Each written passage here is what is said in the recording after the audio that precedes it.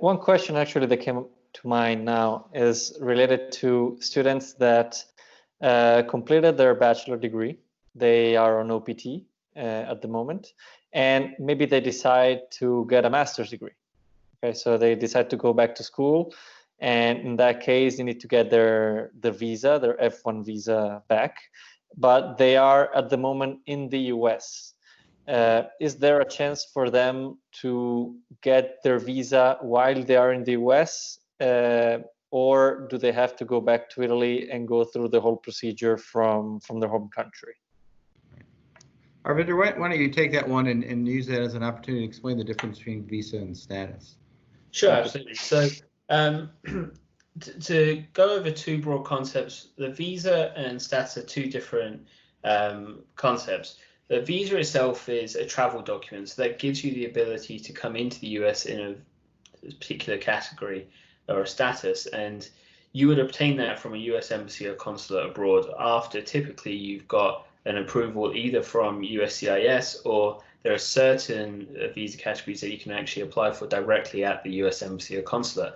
If you're in the US, you can actually change your status or extend your status by using various different forms and filings.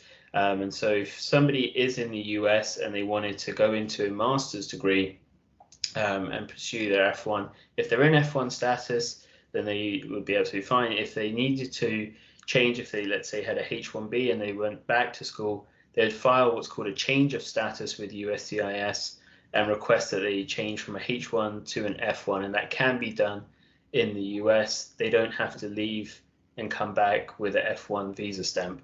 And it's important to know that the visa stamp itself, like I said, is purely a travel document. So if that expires when you're in the US or it doesn't match your status, as long as what you filed in the US does, you'll remain in status.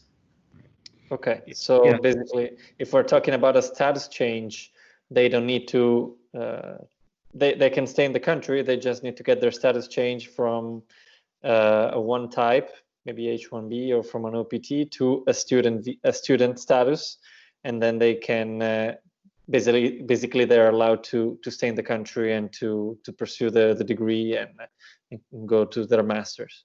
Right. Correct. Yeah, and the key thing to remember is that you never want to let your status expire, but there are certain situations where it can be okay if your visa expires while you're in the U.S. The visa just has to be valid when you're presenting yourself for entry into the U.S. But once you're in the U.S., you just have to focus on your status and make sure that doesn't expire. So back to your specific example of a student athlete who's going from a bachelor's to a master's degree, that would be as simple as let's say they were going to do that at a different school. So they would apply to the new school. They would be accepted into the master's program. That new school would give the student a new I-20.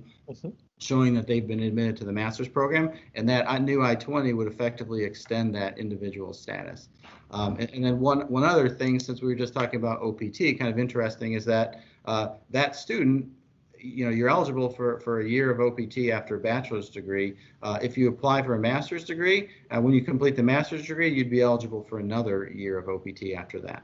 Okay, but if you don't do your OPT after your bachelor degree, you don't have 2 years of OPT after your master's. Correct. Okay, and just for the example that we were saying before, so let's say a student goes on and changes his status and goes to a master's degree at another school, then the visa is expired at that point. So the problem with him is if he comes back and then decides to go back to the US, right? So his status is okay, and he's going to be a student if he completes his master's degree, as long as he doesn't leave the country.